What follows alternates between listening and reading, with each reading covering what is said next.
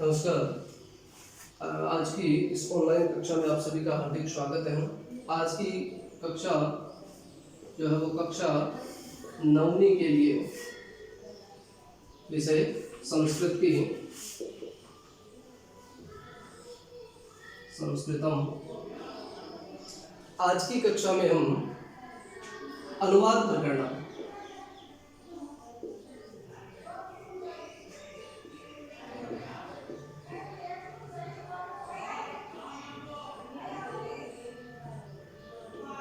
अनुवाद का मतलब होता है किसी एक भाषा में कही हुई बात को दूसरी भाषा में कहना अनुवाद कहलाता है। किसी एक भाषा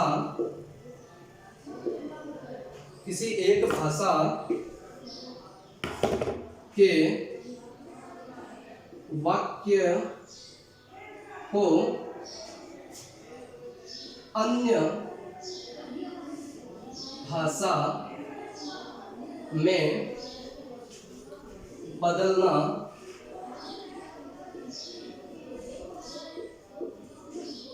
अनुवाद कहलाता है।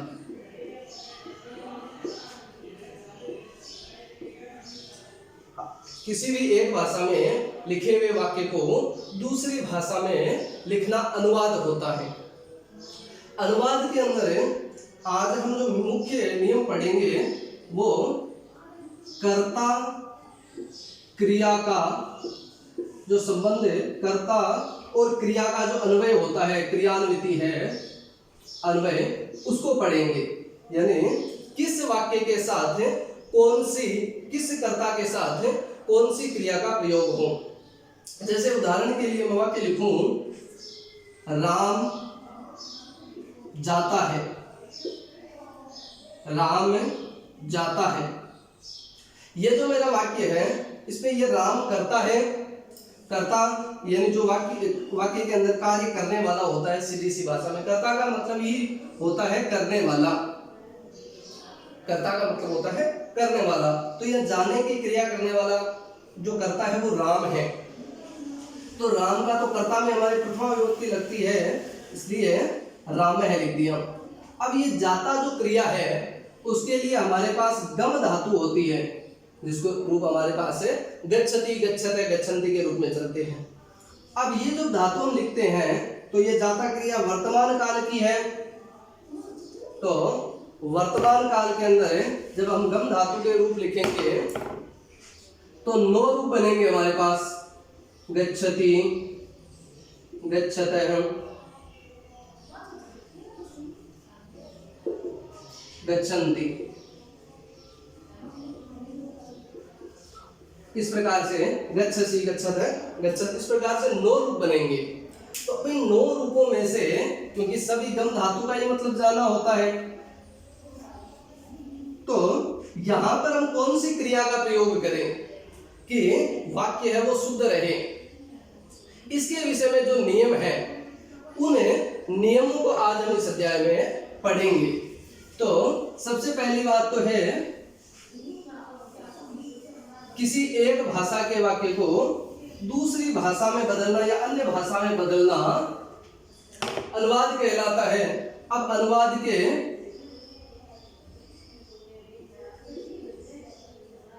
में या संस्कृत अनुवाद में कर्ता क्रिया का नियम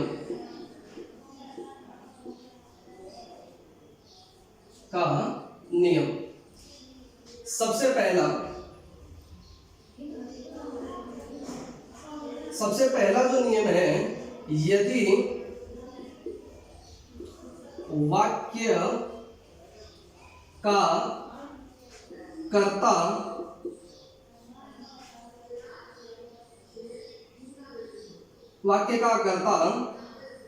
अहम, आवाम अथवा अथवा वयम हो तो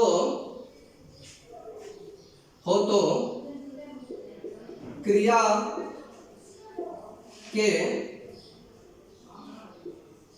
उत्तम पुरुष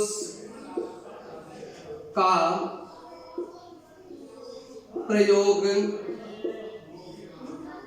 प्रयोग होता है।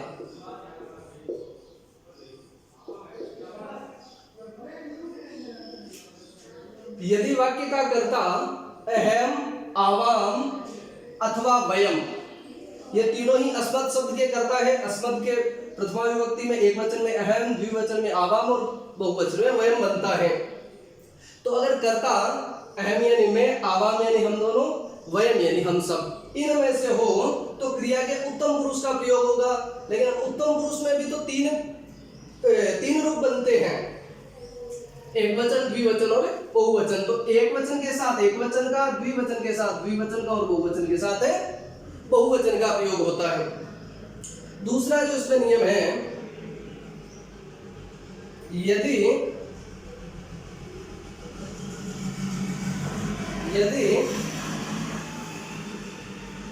वाक्य का कर्ता त्वम, युवाम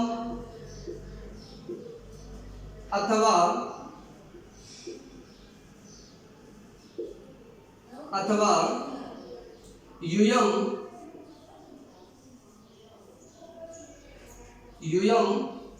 हो तो, अगर वाक्य का कर्ता त्वम, युवाम अथवा यूयम हो तो क्रिया के मध्यम पुरुष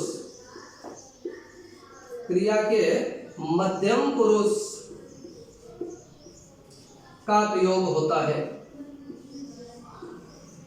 मध्यम पुरुष का प्रयोग होता है।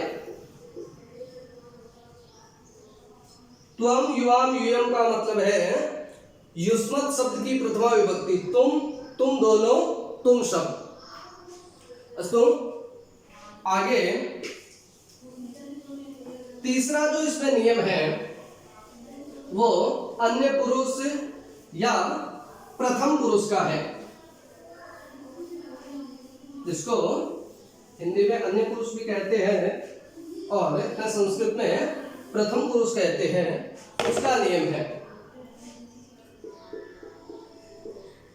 यदि वाक्य का कर्ता, जो हमने पहले और दूसरे नियम में पढ़े हैं, अहम, आवाम और वयम और त्वम, युवाम, यूयम, तो यदि वाक्य का कर्ता इन 9 के अलावा, यदि वाक्य का कर्ता इन 9 के अलावा, इन 9 का मतलब है अहम, आवाम, वयम, त्वम, युवाम, यूयम के अलावा कोई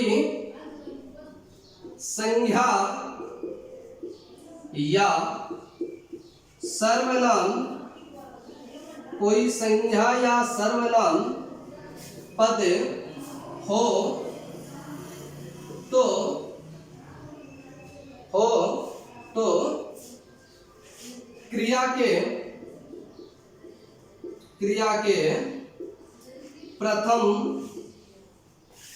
के प्रथम पुरुष का प्रयोग होता है। और यदि वाक्य का कर्ता इन 9 के अलावा कोई संज्ञा या सर्वनाम पद हो तो क्रिया के प्रथम पुरुष का प्रयोग होता है। अब इसके जैसे हम कुछ उदाहरण लिखते हैं तीनों के ही। जैसे एक हम लिखते हैं,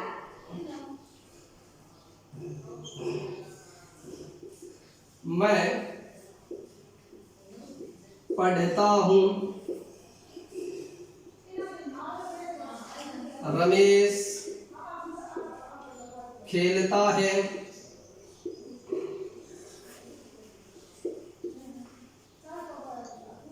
तुम दोनों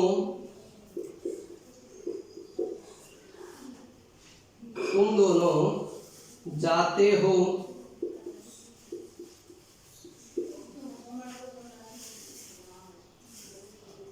हम सब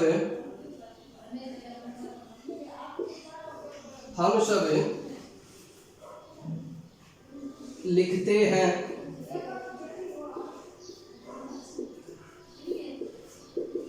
हम सब लिखते हैं।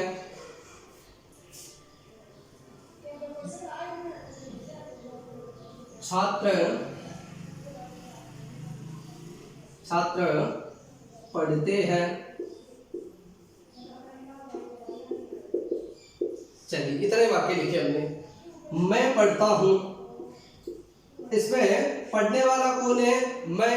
कर्ता मैं है, तो मैं यानी अस्मत् शब्द का पढ़ता है। कितने पढ़ते हैं? एक व्यक्ति पढ़ता है, एक बालक पढ़ता है, तो एक वचन में। तो मैं को क्या कहेंगे हम? एक वचन तो अहम कहेंगे। अस्मत् शब्द का करता है तो अहम पढ़ता हूं। अब हमें ये पठ धातु के जो 9 रूप हमारे सामने प्रस्तुत हो रहे हैं, पठती, पढ़ते, पठंती, पठसी, पठते, पठत, पठामी, पठाव, पठामह, इन 9 रूपों में से कौन सा प्रयोग इसके साथ करना चाहिए? तो हमारा जो नियम वो क्या कहता है कि अगर कर्ता अहम, आवाम और वयम, तो ये अहम है, इसका मतलब है उत्तम पुरुष का प्रयोग करना है। तो उत्तम पुरुष में कौन से वचन का प्रयोग करेंगे? तो उत्तम पुरुष के एक वचन का प्रयोग करेंगे, क्योंकि ये एक वचन है। तो क्या हो जाएगा वाक्य? अहम पठामी। बाकी क्या होगा? अहम पठामी। दूसरा वाक्य देखते हैं, रमेश खेलता है। तो रमेश तो करता है, एक वचन है, तो हम क्या लिखेंगे? रमेश। अब इसको प्रथमा विभक्ति में क्या बनता है? अकारांत शब्दों में विसर्ग लगता है, तो रमेश है। खेलता है, रमेश अहम, आवाम, वयम तीनों में से कोई नहीं है। त्वम, युवाम, युयम इन तीनों में से भी नहीं है। सॉरी, एक यहां पर थोड़ी सी इन, क्योंकि त्वम, युवाम, युयम और अहम, आवाम, वयम ये 6 हुए, तो इन 6 के अलावा, इन 6 के अलावा त्वम, युवाम, युयम और अहम, आवाम, वयम ये 6 ही कर्ता हुए ना। इन 6 कर्ता के अलावा यदि कोई कर्ता होता है, तो या कोई भी संज्ञा या सर्वनाम कर्ता होता है, तो प्रथम पुरुष का प्रयोग होता है। अब यहाँ पर न तो अहम, आवाम, वयम है, न त्वम, युवाम, युयम है, तो क्या कोई अन्य ही है? इन 6 के अलावा है, तो कौन से पुरुष का प्रयोग करेंगे? प्रथम पुरुष का। प्रथम पुरुष एक वचन, तो खेलता है तो खेलती, खेलती या क्रीडती। क्रीड धातु भी होती है खेलने में, क्रीडती। रमेश है खेलती अथवा क्रीडती। तुम दोनों, तुमको क्या कहते हैं? तुम, और तुम दोनों यानी द्विवचन में प्रयोग है। दो संख्या विशेष का प्रयोग किसमें होता है? द्विवचन में। तो तुम दोनों है यहाँ पर है, तो तुम दोनों को क्या कहेंगे? युवाम। क्या कहेंगे? युवाम। अब देखिए यहाँ पर कर्ता जो है वो है त्वम, युवाम, और हमने क्या लिखा था? त्वम, युवाम और युयम में से कोई कर्ता होगा तो क्रिया के मध्यम पुरुष का प्रयोग होगा। अब जाने के अर्थ में गम धातु के मध्यम पुरुष का प्रयोग करना है, तो गच्छति, गच्छते, गच्छन्ति, गच्छसि, गच्छते, गच्छत। मध्यम पुरुष द्विवचन का, तो क्या हो जाएगा? गच्छत है। क्या होगा? गच्छत है। युवाम गच्छत है। हम सब लिखते हैं। हम सब, मैं का बहुवचन क्या होता है? हम। मैं का बहुवचन क्या होता है? यहाँ पर ये बात भी स्पष्ट रहे कि हिंदी में द्विवचन नहीं होता है, इसलिए हमें दोनों आदि शब्द प्रयोग करने पड़ते हैं। लेकिन संस्कृत में अपने युवाम ऐसा ये जो है वो स्पष्ट यही कर देता है कि तुम दोनों ही इसका अर्थ है, द्विवचन है, इसलिए यहाँ पर दोनों जैसे शब्द लगाने की आवश्यकता नहीं होती। हम सब को कहेंगे वयम। अगर कर्ता वयम है तो अहम, आवाम और वयम के साथ क्रिया के उत्तम पुरुष का प्रयोग, तो लिखना जो क्रिया है उसमें उत्तम पुरुष में क्या बनता है? लिखामी, लिखावह, लिखामह। तो वयम लिखामह, वयम लिखामह। छात्र पढ़ते हैं, छात्र पढ़ते हैं, तो छात्र पढ़ते हैं। अब यहाँ पर छात्र एक है कि बहुत से हैं, इसके लिए हम इस क्रिया को देखेंगे तो छात्र पढ़ता है ऐसा नहीं है, छात्र पढ़ते हैं, बहुवचन में प्रयोग है। तो हम क्या करेंगे, इसको बहुवचन में करेंगे तो छात्र का बहुवचन क्या होगा? छात्राः, छात्राः। अस्तु। अब छात्र न तो त्वम, युवाम, युयम में से है और न ही अहम, आवाम और वयम में से है। कोई तीसरा ही, 6 के अलावा कोई और है, 7वां है, तो इन 6 के अतिरिक्त कोई भी होता है तो प्रथम पुरुष का प्रयोग करते हैं। और प्रथम पुरुष में कौन सा वचन है? यहाँ पर बहुवचन, क्योंकि छात्रा बहुवचन है तो जो प्रथम पुरुष के तीनों रूप उनमें से बहुवचन वाला का प्रयोग करना है। तो क्या हो जाएगा? पढ़ती, पढ़ते हैं, पठंती, पठंती। अस्तु। आगे जैसे हमने ये, अब इसको हमें संक्षेप में भी देख सकते हैं। देखिए संक्षेप में अगर इसको देखिए इसे लिख करके प्रस्तुत, अगर समझने के लिए, हमें याद रखने के लिए एक क्रिया का मैं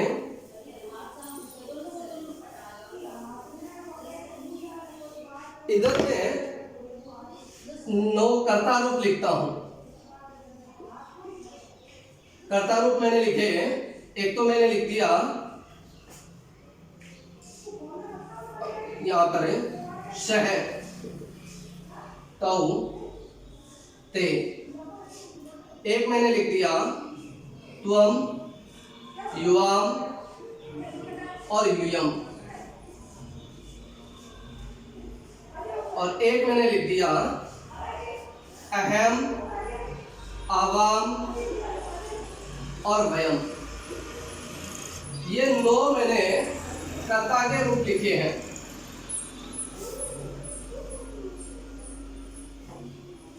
अब और ये जो 9 है इनके वचन है, ये एक वचन में है, ये द्विवचन में है और ये बहुवचन में है। ये प्रथम पुरुष है, ये मध्यम पुरुष है, ये उत्तम पुरुष है। अब देखिए ऐसे ही मैं किसी धातु के रूप लिख देता हूं, जैसे पठना, पठ धातु है, उसके मैं लट लकार में रूप लिखता हूं। तो इसी प्रकार से 9 रूप बनेंगे मेरे पास। पठती, पठतः, पठन्ति, पठसि, पठतः, पठत, पठामि, पठावः, पठामः। ये मैंने, ये एक वचन, ये द्विवचन और ये बहुवचन, ये मैंने इसके रूप लिखे हैं पठ धातु के।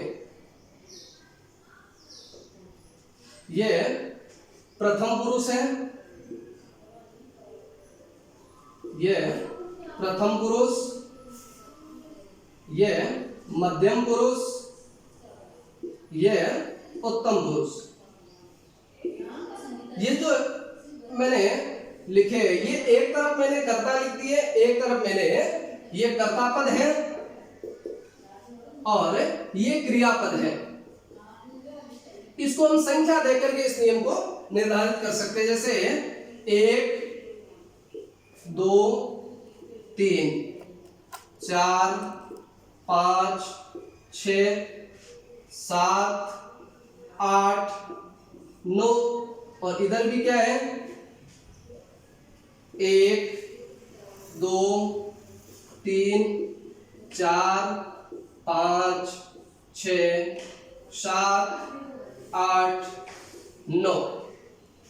अब हमें कोई भी वाक्य बनाना है तो यहाँ पर सह तऊ ते का मतलब है, ये मैंने एक उदाहरण के रूप में लिखे, बाकी इन 6 के अलावा 7वां कोई भी एक वचन में, जैसे यहाँ पर राम भी आ सकता है, यहाँ पर बालिका भी आ सकती है, यहाँ पर छात्र भी आ सकते हैं, यहाँ पर रमेश सुरेश महेश इत्यादि कुछ भी आ सकते हैं, यहाँ द्विवचन का उसका और यहाँ बहुवचन का। अब अगर हमें वाक्य बनाना है, जैसे वापिस में कुछ उदाहरण लिखता हूं, बालक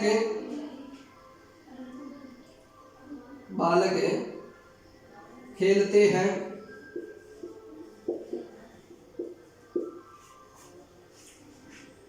हम देखते हैं,